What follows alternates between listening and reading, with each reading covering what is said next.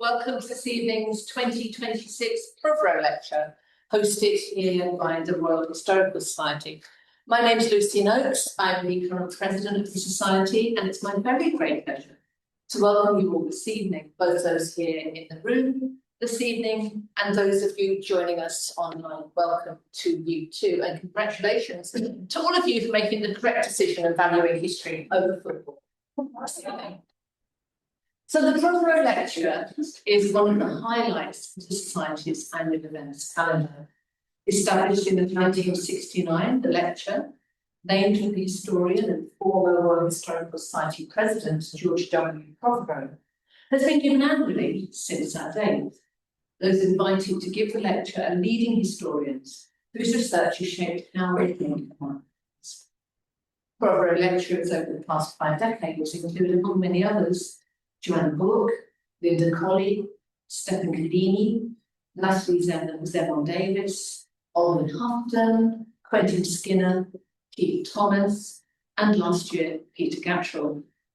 Many lectures have been opportunities for leading scholars to reflect on their work and careers in the round, or to share new directions in their research and in their thinking. And this evening is no exception. To give tonight's 2026 Prothero lecture, I'm absolutely delighted to welcome Rebecca Earle, Professor of History at the University of Warwick, whose work and vast contributions to scholarship will be well known to many of you. Rebecca is a historian of food who is interested in how ordinary, everyday activities like eating or dressing shape how we think of the world and how others and the world view us.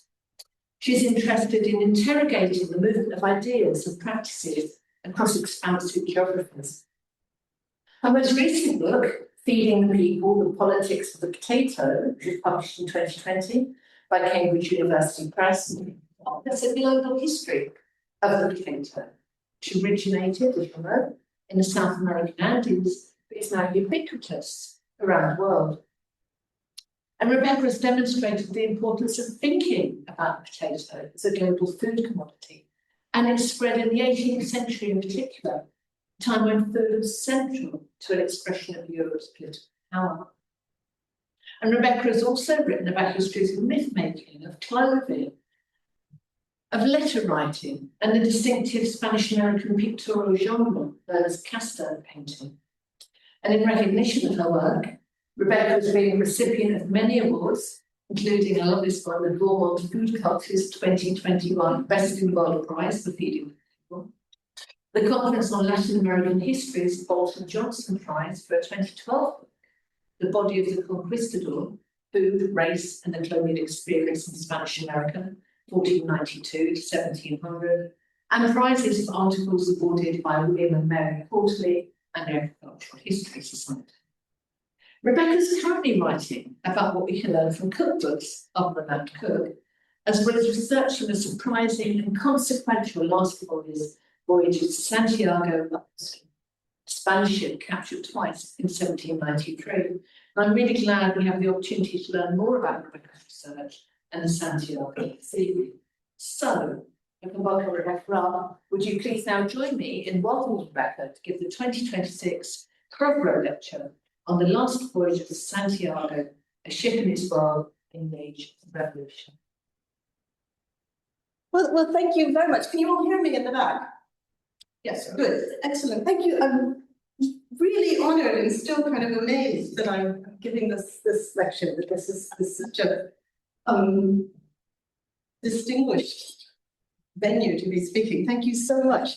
So let me tell you a bit about what I want to talk about. I want to talk not about the history of food, but indeed about the history of a ship.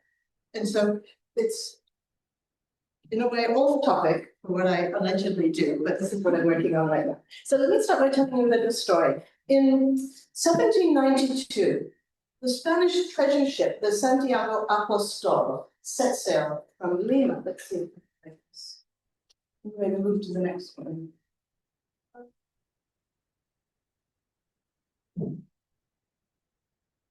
There we go.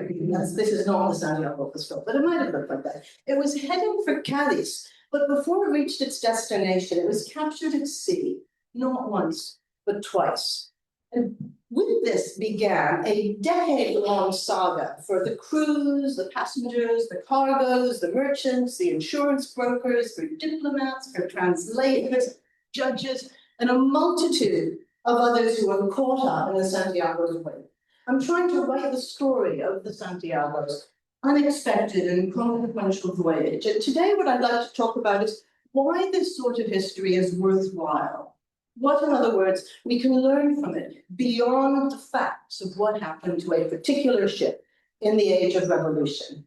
But first, let me tell you its story, okay?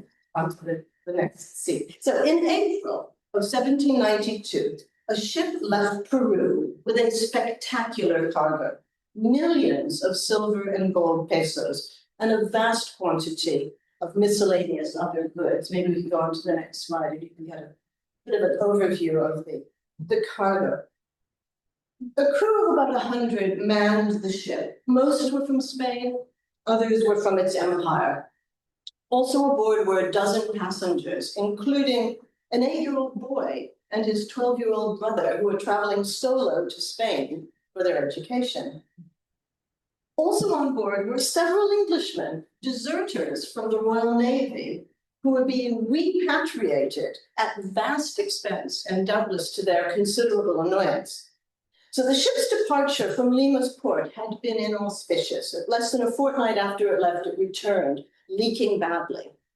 And after a lengthy delay, a new ship was obtained from Guayaquil, to which were transferred the cargo, the crew, the passengers, and the prisoners, minus the English deserter Thomas Jones, who took advantage of the delay to abscond a second time, this time successfully. And this new vessel, the 670-ton Santiago Apostol, finally set sail in the autumn of 1792. The captain was Manuel Calvo, a 50-year-old Spaniard who lived with his family in Lima, and an experienced officer. He was perfectly aware of the volatile international situation created by the outbreak of revolution in France in 1789. So he was extremely relieved when at sea he encountered another Spanish ship in the vicinity of the Azores, which he could quiz about the latest news from Europe. This other captain assured him, quite mistakenly, that Spain was at peace with everyone. In fact, France had declared war on Spain about a week previously. So, misinformed as he was, Captain Calvo did not expect what happened next. On the 5th of April, 1793, the Santiago was captured by a French privateer, the Général Dumouriez, named, as it happens, after a Girondist general who had defected to the Austrians about 10 days previously. The General Dumouriez was, well, the French captors on this ship, they could not believe their luck. The Santiago was perhaps the richest ship captured in the 18th century. I've got a list of these ships, and I still think the Santiago is the most valuable. If it wasn't the most, it was one of the most valuable. A few days earlier, one of the privateers on the French ship had started a letter to his wife telling her that they all dreamed of capturing just such a ship. We reckon only in millions of pesos, he bragged confidently in this letter. Well, now they had their ship and they had their millions of pesos. But their jubilation was short-lived. On the 14th of April, 1793, Calvo, his crew, and the Santiago's passengers experienced their second maritime battle in 10 days. A squadron of 5 Royal Navy vessels had spotted first the Santiago and then the Général Dumouriez. They immediately sailed towards the 2 ships, which were captured after a battle of several hours. And the victorious squadron, with their prizes, sailed triumphantly into Portsmouth. Word soon spread of the value of this great prize that had befallen to the new captors. "We took a Spanish galloon, the richest prize ever took," the young sailor Richard Greenhow wrote with excitement to his parents from aboard HMS Ganges, one of the ships that was involved in the action. He was certain they could read about it in the papers, and indeed could. One assumes that public houses in Portsmouth did a roaring trade on the days after the convoy sailed into port. And the Santiago also at this point acquired a new name. The British referred to it as the St. Jacob. So it became Saint Jacob. Again, however, celebrations proved short-lived. The privateer, the French ship, was from Bordeaux and constituted a legitimate target for Britain, which was at war with Revolution France. Spain and Britain, however, were not at war. On the contrary, they were allies in the pan-European fight against revolutionary France, and the Spanish government wasted no time in asking for its ship back. The Spanish ambassador brandished a recently negotiated treaty in which the UK and Spain had agreed to protect each other's shipping from French attacks. Sorry? The microphone has stopped working. Has it stopped working? Or maybe I stopped working. I'll try to, is that, yeah, please keep telling me if I drift away from it. Yeah. So, yeah, so the ambassador had on, as evidence that this ship ought to be returned, this treaty that only weeks ago had been negotiated between Spain and Britain, agreeing that they would protect each other's shipping. And the British responded by saying, oh, this is a very interesting, development, we'll have to think about it. And there was a lawsuit that dragged on for years. And eventually, and perhaps unsurprisingly, the British courts eventually concluded that the capture was perfectly legitimate, that the millions of pesos belonged to Britain, not to Spain.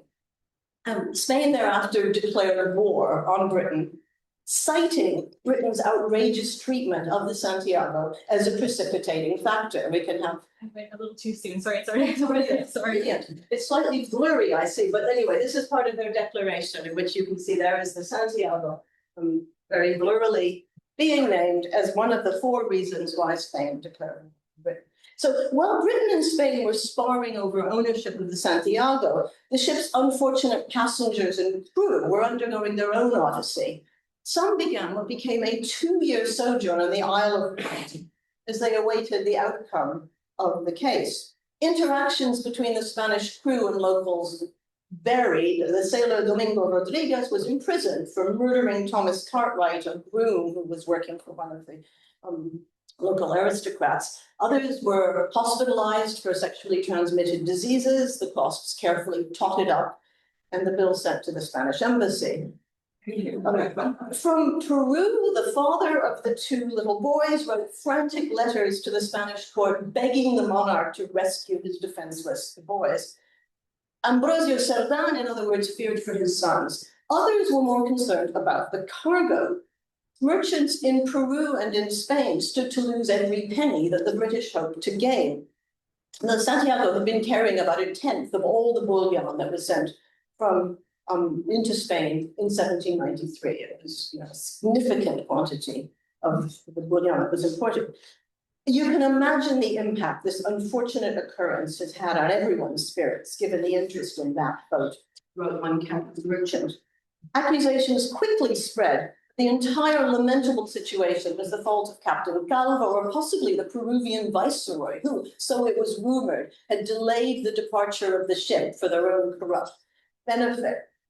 The close trading links between commercial houses in Lima and in Cadiz in particular meant that losses were felt widely and they were felt deeply. So for these merchants, the capture of the Santiago was an economic disaster. For the indiscreet and opinionated judge, James Marriott, and we can have a little image of, thank you for doing this, this is James Marriott. He was the Admiralty judge who presided over the first phase of the British court case. The challenge of determining the ownership of the Santiago took him into unprecedented legal territory that he would much rather have left to the politicians. What sorts of rules should govern complicated recapture cases like the Santiago was a nice legal conundrum, but really, he insisted, it was a political matter that should be answered by politicians, and he felt that the Hugo Grotius and the Law of Nations and the Sea provided limited guidance in his view. A decision in favor of Spain would have made him the object of opprobrium across Britain. A decision against a vital ally would jeopardize the already fragile Anglo-Spanish alliance. He wanted nothing whatsoever to do with this case. But while Marriott was trying to pass this hot potato on to the politicians, British diplomats hotly denied that they had any grounds whatsoever for intervening in what they presented as a purely legal decision. And we can have the next slide as well. Directly in the firing line was Lord St. Helens, Britain's ambassador to the Spanish court, who had only recently breathed a sigh of relief at concluding the protracted negotiations over Look to Sound, which have been going on for ages. Against his own instincts, St. Helens followed Whitehall directives, telling an increasingly incredulous Spanish court that it would be most improper for him to intervene. The Admiralty's investigations, he insisted, must follow the acknowledged law of nations and had to be left to run their course entirely without government interference. So, whatever happened in other places, he said, in Britain, the law was entirely above political meddling. This posture, the Spanish viewed as a flagrant breach of good faith, which further soured already tense relations. So for successive British ambassadors, the entire situation was a diplomatic nightmare. For the crew of the French privateer, it meant immediate incarceration in the network of prisons erected across 1790s Britain. And we could have the next slide as well. At the bottom, you can see one of the French privateers eventually was sent back to France. So for these French privateers, they were incarcerated in these growing number of prisons where they struggled with an unsympathetic bureaucracy conducted in an unfamiliar language, and their dreams of untold wealth sadly evaporated. In contrast, Jacob de Pinna, Freemason, Sephardic Jew, and the British Admiralty's third favorite notary, earned over we have a picture, not of him, but of his signature. He earned over £300 certifying and translating court documents during the 2 years of tedious litigation, as one 19th century historian put it.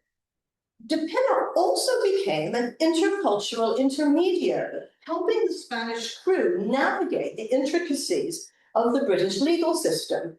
Since neither Captain Calvo nor any of his officers spoke English, they relied on de Pinna and in fact hired him to communicate with the British courts and to help them make sense of this lawsuit. As Captain Calvo put it, de Pinna helped them better understand in our language what was happening with the court case. And so one of the things I'm interested in is the emotional impact on Jacob de Pinna of this sort of bureaucratic intimacy of helping, becoming an intercultural intermediary in this way. Well, de Pinna wasn't the only person who made some money out of the Santiago case. The crews of the Navy vessels involved in the double capture of the Santiago and the French privateer also benefited through the system of naval prize, about which I will say more shortly. Men from the commanding officers down to recently enlisted novice sailors shared the vast payout that followed from the court's eventual decision in their favor. So a novice sailor, we can go on to the next slide perhaps, Richard Greenhow, who was the person who'd written excitedly about capturing a Spanish galloon, who was from a hamlet outside of Bury in Lancashire. He earned £87 for his pay. So he's been just as one example of somebody earning and getting money off the Santiago through this prize system that I'll explain. So these are a few of the voices of the Santiago, windows, I think, into the turbulent world of the 1790s. The ship's eventful last voyage shows how imperial warfare bound together people from very different worlds. So in 1794, for instance, sailor Lorenzo Vallesa from Manila found himself living in West Cowes on the Isle of Wight. Silver coins from the mint in Potosi passed through the hands of London, since in 1797 the Bank of England began issuing the pesos from the Santiago as British currency. Proceeds from the sale of the cargo trickled into the pockets of ordinary tars. So just as empire was everywhere in 18th century Britain, from the homes built on the proceeds of slavery to the colonial groceries available all across Britain, so too was imperial warfare. Thank you very much for doing that. So part of what I want to do with this project is use the trajectory of the single ship to show the reach of imperial war as well as its uneven impact. I'm certainly not the first person to use the voyage of a single ship to tell a connected, entangled history. Some really excellent, single ship studies have used ocean trajectories to study, I know these are some really fine ones, to study the legal stages of the sea, or globalization, or the experience of the Middle Passage, and overall to tell interconnected histories. Some of these single ship studies have focused on shipwrecks or mutinies, others on relentlessly average ships and voyages. Overall, I think they show the importance of a sea journey as a place where meaning is made and things happen, not just as a hiatus. What the last voyage of the Santiago reveals, I think, is interconnected processes along with entangled lives. In fact, in some ways, the stories I've just sketched out, bankrupt merchants, an exasperated ambassador, reveal not connections, but disconnections. The Lima-based Basque merchant Juan de Guino, who had cargo on the Santiago, had nothing whatsoever to do with Jacob de Pina, our Admiralty notary. One lost and the other made money out of the voyage. But they were connected not only through the accident of the Santiago's capture, but more profoundly in the web of paperwork, the notarized inventories, the bills of lading, the other documents that underpinned long-distance trade, and which were the bread and butter to both Eguino in Lima and de Pina, our notary. But the processes, the bureaucratic processes that overseas trade that linked them. Richard Greenhow, the sailor who earned more than a decade's salary of prize money in a few short hours on the 14th of April, 1793, and Joseph Skinner, who, as we'll hear, bought part of the Santiago's cargo, never met, but both profited from the system of naval prize, albeit in entirely separate ways. So the ship's story reveals the ways of processes, commercial bureaucracies, the prize system, created connected systems that linked individuals whose lives were entirely separate. So let me now say a little bit about some of these interconnected processes, starting with the prize system. So at the heart of this story is the system of naval prize. Since not everybody is familiar with this essential feature of life in 18th century Europe, let me offer a very brief overview. Okay? So, by what right had the French privateer seized Captain Manuel Calvo's ship? The Santiago was not executing any sort of military activity. It was a registered ship carrying New World commodities and remittances to Spain. Today, attacks on commercial shipping are often condemned as acts of piracy. The situation in the 18th century was very different.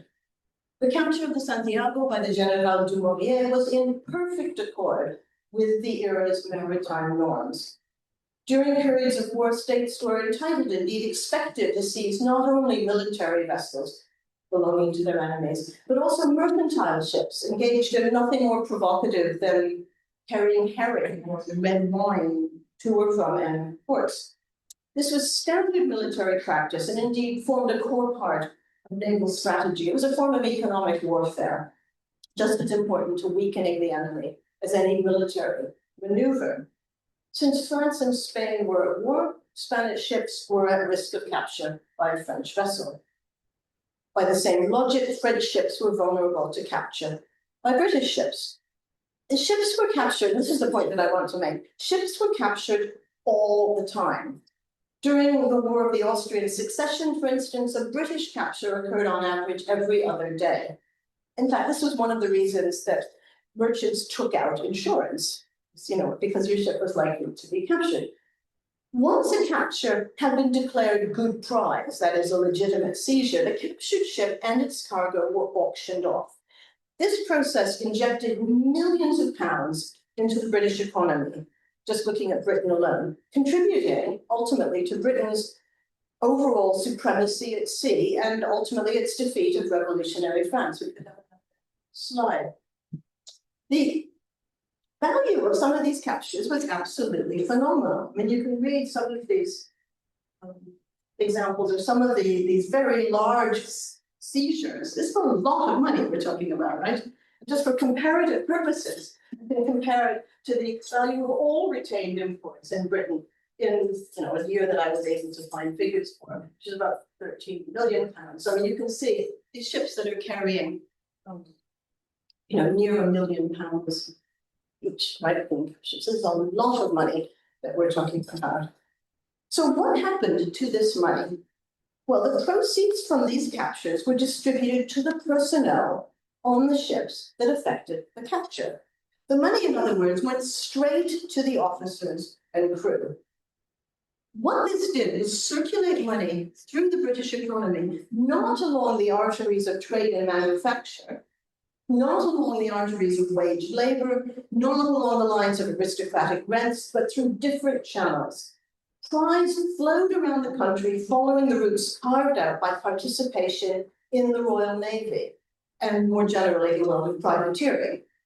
Now, to be sure, the division was extremely unequal. Officers retained about 3/4 of the proceeds, and the remainder, 1/4, was divided up among the obviously much larger body of the men. Here is a satirical cartoon in which the officer comes along and he says, are you afraid, you coward? Why are you praying? And then the sailor explains he's praying that the enemy's shot may be distributed in the same proportion as the prize money, the greatest part among the officers. So this is, and a certain amount of the money was also retained by the agents who administered this system. Nonetheless, the prize system brought money directly to the ordinary sailors and their families. Unlike sailors' wages, prize money was usually distributed promptly and in cash, often aboard ship. In contrast, sailors' wages, which were low to begin with, were often not paid for months or even years on end, and when they were paid, sailors were often remunerated in mariners' tickets, which were a sort of promissory note rather than actual cash. So prize, for this reason, was an important supplement to both the sailor and his relations. It provided, as the crew of one ship put it, a vital means of supporting their wives and families who would otherwise languish in a most melancholy and abject distress. And sailors were often explicit about their intention of sharing any prize earnings with their families. Richard Greenhalgh, our novice sailor, he only enlisted about 2 months before this capture. The fellow from Lancashire, he sent his parents 15 guineas from the Santiago prize. 15 guineas was a significant amount of money for a family of farmers and handloom-weavers in 1790s Lancashire, who in the ordinary run of things might hope to, clear £30 a year, something like that. So a bunch of money. Right? Prize money flowed across society, stimulating growth at the same time as it enriched individuals, great and small. Admiral John Gell used the £52,000 he earned from the Santiago's capture to build a, quote, splendid mansion upon his newly purchased property in Breconshire.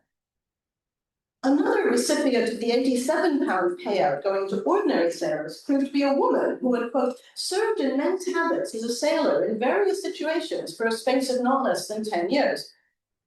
This sailor used their share of the prize to retire from a life at sea. So my point is that while the Santiago's value was exceptional, the capture of naval prize was routine, and the consequences flowed into the pockets of people in Britain in distinctive ways that have not, I think, been sufficiently taken into account. Economic historians are better placed than I to quantify the impact of prize on various sectors of the British economy, but I would like here to raise this as an important source of income to people who didn't have great access to sources of cash in the general run of things. So this is the first thing I'd like to talk about, but let's now move on to the next slide. Thank you very much.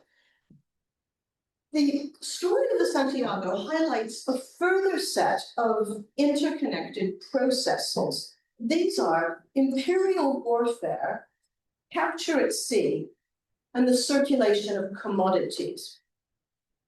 Everybody knows that by the late 18th century, global goods were on the move as never before. Scholars have traced the steady growth and the production of both commodity crops and manufactured goods, in new advertising and consumer practices, and in the new ways in which households organize their labor so as to afford these goods. What we have not paid so much attention to is the role of war in circulating global goods. So capture at sea brought not simply millions of pounds, but more specifically, millions of pounds of merchandise into 18th century Britain. I'm just looking at Britain alone. It offered new groups of consumers novel ways of participating in this expanding world of things. So kind of another slide. So I mean, here just as an example, we have adverts from the Exeter Flying Post showing the types of commodities that are available as a result of capture at sea of ships. So we can see all kinds of things flowing in this case into Plymouth in a short period of weeks in 1781. The ample scholarship on early modern Britain's consumer revolution has accorded little space to this mechanism for bringing commodities into Britain. Yet the price system resulted in a near constant flow of goods around the country during periods of war. Between 1701 and 1712, during the War of the Spanish Succession, for instance, near daily British captures brought in merchandise ranging from indigo, silk, and saffron to brick dust, prunes, 15 bags of coconuts, 300,000 pounds of chocolate, to list just a few items from the cargoes of individual captured ships.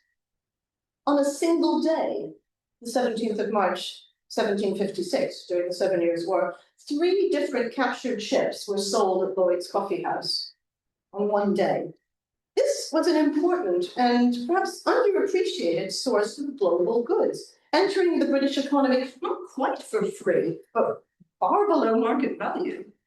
So the story of the Santiago, along with the records of the thousands of other vessels captured at sea, preserved in the National Archives and elsewhere, illustrate its prevalence. In the case of the Santiago, its cargo consisted not only of the gold and silver that attracted everyone's attention, but also vicuña wool, Peruvian bark, sugar, cocoa, botanical specimens, medicinal herbs, hides, Indian earthen vessels, and a great variety of other goods. All these things now flowed into Britain. I'd like now to explore briefly the cultural impact of just one of these, what we might call secondary items aboard the Santiago, not to illustrate the overall impact of prize on the economy, to which I've already gestured, but rather to gesture towards the cultural impacts of this unappreciated process. Yeah, we could have the next slide. That's not so easy to see, but anyway, it's a cargo listing, one of the many cargo listings from the Santiago. I want to say a little bit about the cultural impacts of this underappreciated process whereby commodities circulate. Now, to be sure, the medicinal herbs and the indigenous earthenware vessels and the back issues of a Peruvian newspaper called the Mercurio Peruano, which were all on board ship, these were not the reason the capture was interesting. These were not the reason that rich and greenhoused parents could read about it in the papers. The capture was on everyone's lips because the vessel carried over 2 million gold and silver pesos. Nonetheless, carry these other things it did. Once the ship had been declared good prize by the Admiralty in 1795, everything, the vicuña wool, the Jesuit bark, the medicinal herbs, the newspapers, the ship itself, were auctioned off in a coffee house in London.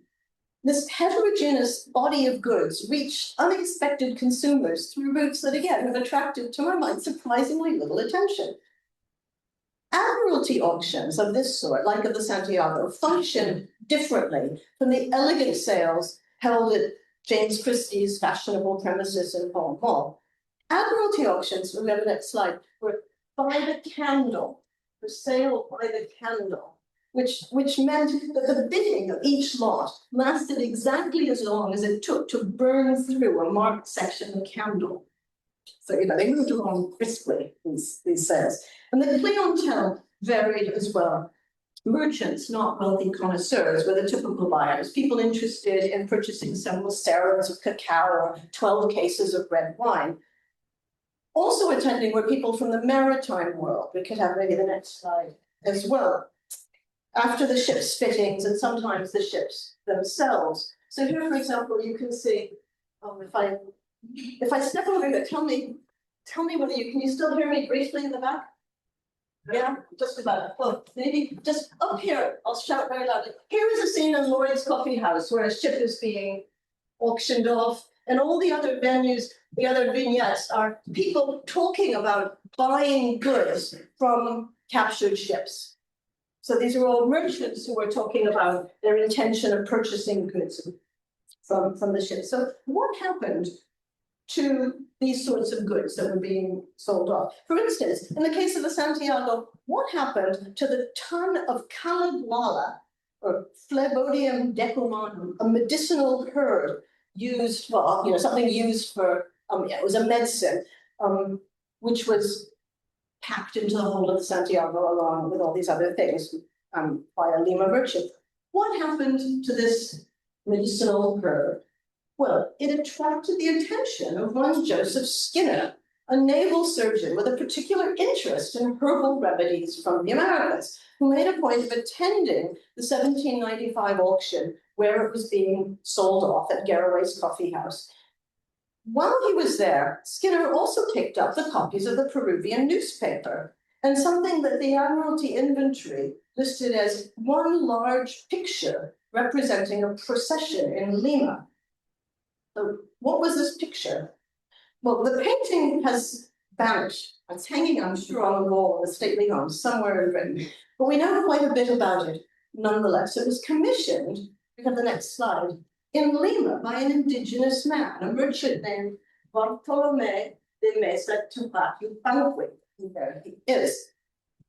Mesa, in 1790, had organized a lavish program of festivities offered by Lima's indigenous community to celebrate the coronation of Charles IV as Spain's new monarch. And the centerpiece of these events that Mesa laid on was an elaborate parade of costumed allegorical types representing mining and the city of Lima and virtue and Spain and the like. Its message was that Peru's indigenous population made a central contribution to Spain's wealth. And to drive home this point, Mesa hired a poet to compose a lengthy description of the commemorations, and he also commissioned an enormous painting depicting this parade. Both were sent to the new monarch on the Santiago. And this was the painting that was offered for sale at Garraway's Coffee House, which Joseph Skinner picked up for £8, presumably on a whim. And drawing on the reportage of his newly acquired copies of the Mercurio Peruano, the Peruvian newspaper that he also bought, and go to the next slide, Skinner composed a history of Peru, written from the comfort of a London armchair.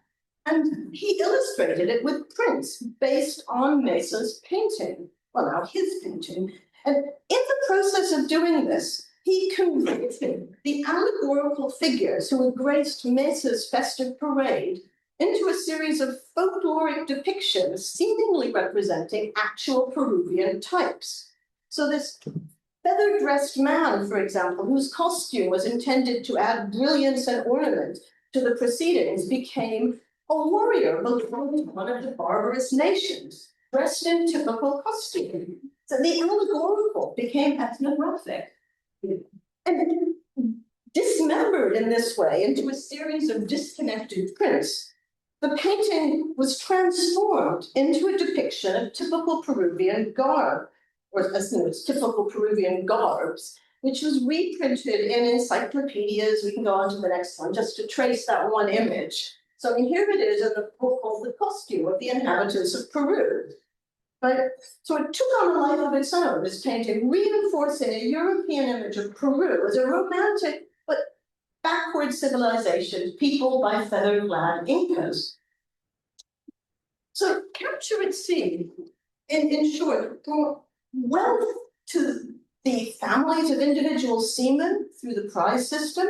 It increased the volume and variety of commodities, reaching 18th century Britain, and it circulated these goods through unintended and distinctive routes to unintended consumers via the Admiralty auction.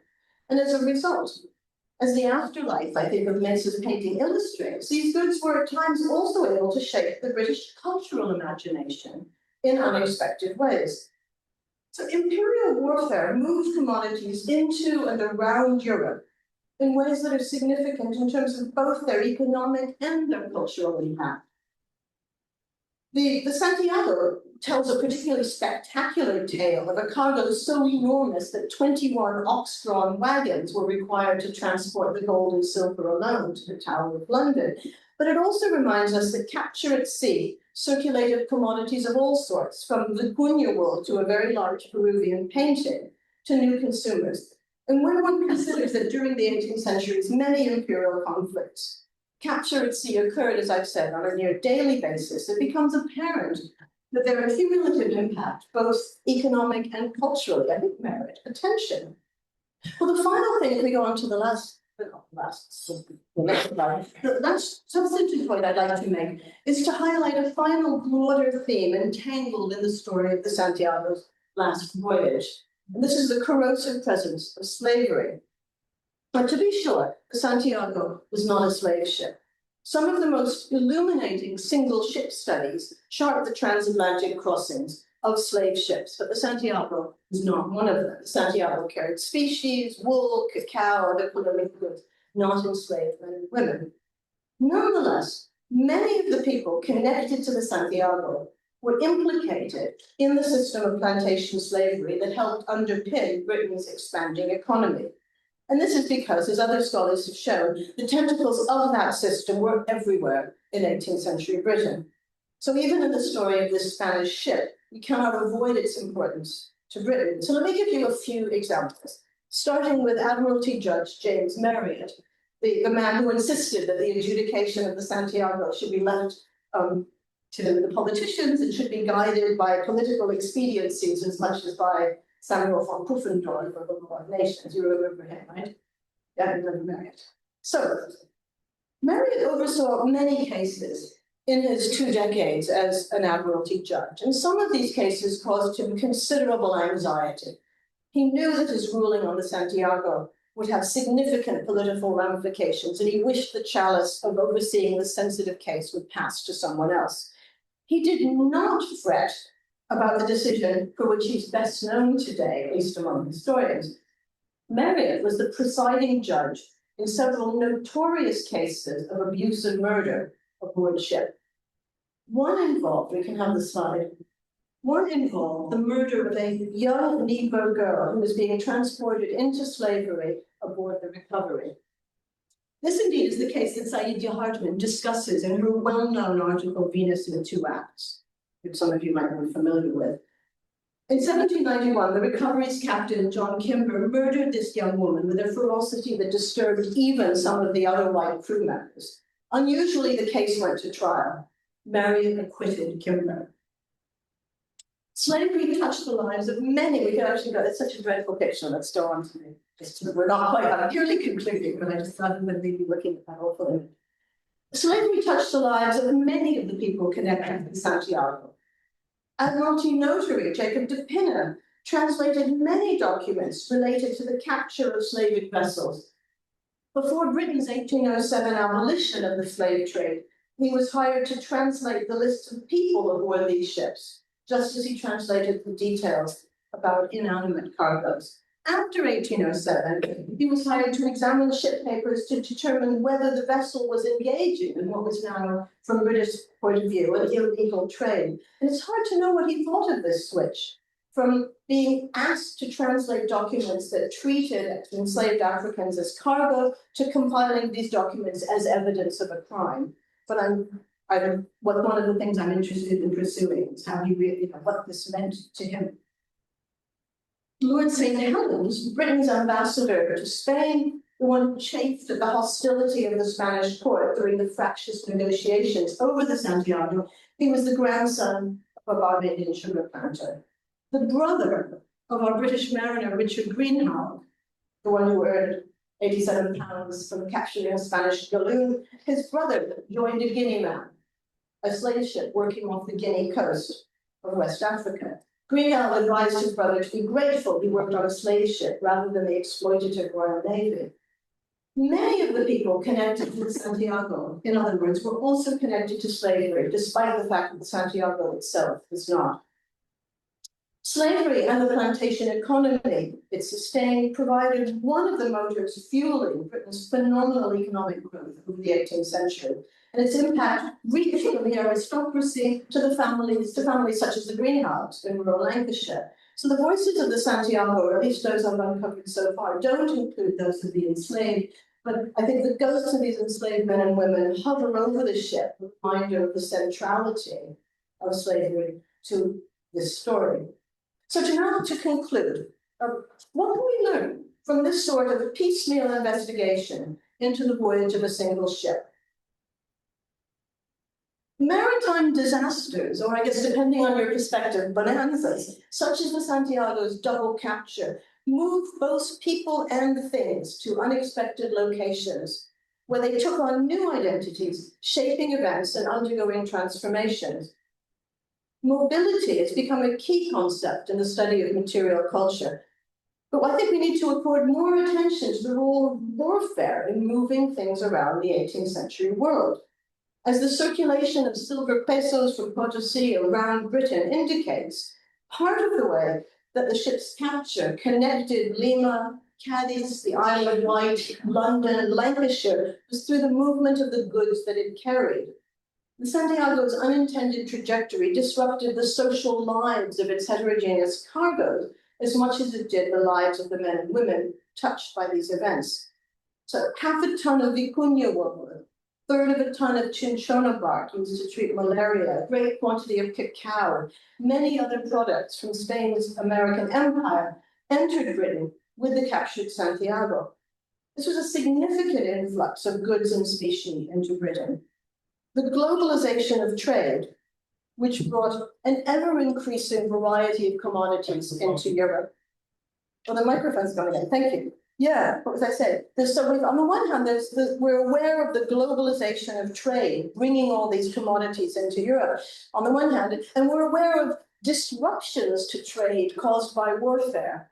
So I think we usually see trade and warfare as being either viewing either in isolation or in opposition, that trade is disrupted by war. The story of the Santiago, I think, reminds us of the interconnections between these two things, between trade and war.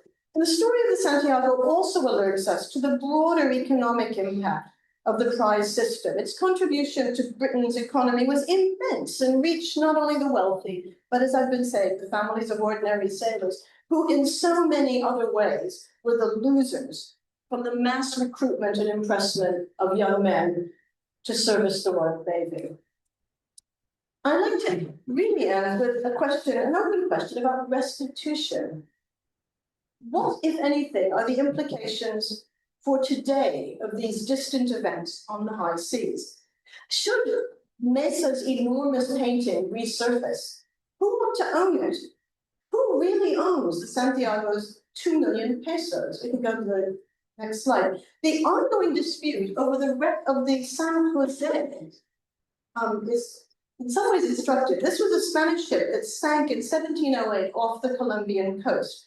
And the case over who owns this ship and it's the things that are found on this sunken ship has been dragging on for over a decade. Ownership of this ship is currently being claimed by the Colombian government, the Spanish government, the indigenous Caracara Nation, and a consortium of US financiers. So the situation of the Santiago would doubtless prove equally challenging, and I'd be interested in your views about, who could lay claim to its treasure. Well, I mean, this is probably more than enough for me about this single voyage. So to really, really conclude, I hope these intertwining stories of the Santiago's last voyage offer a sideways view of the age of revolution, when global warfare and global trade affected people in wildly divergent ways. The last voyage of the Santiago is at once a global history of the 18th century revolutionary wars, a microhistory of ordinary lives unexpectedly preserved in imperial archives, an entangled history of transoceanic connections and disruptions, and if nothing else, a remarkable tale of unexpected consequences on land and sea. Thank you very much for listening.